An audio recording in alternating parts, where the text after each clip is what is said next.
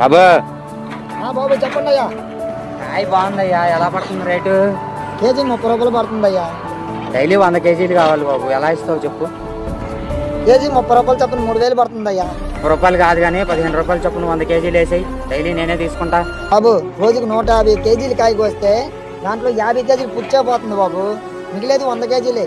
ఆ 100 కేజీలు మీరు 15 రూపాయలు చొప్పున 1500కి ఇస్తే మరి కోసే వాళ్ళకి రోజుకి 800 చొప్పున 1600 ఇవ్వాలి. అలాంటప్పుడు మా రైతు అనేవాడు మేమేం బతుకుతాం, మేమేం తింటాం బాబు.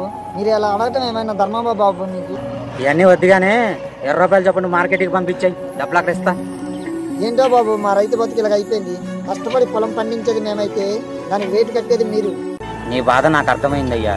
నేను 10 షాపులు తిరిగి 10 షాపులకు వేసుకుంటేనే కదా నాకు 10 రూపాయలు వస్తాయి. నా బాధ కూడా అర్థం చేసుకో. సరేనయ్యా, మీరైనా ఏం చేయగలరు? అలాగే పంపిస్తానండి అయ్యా.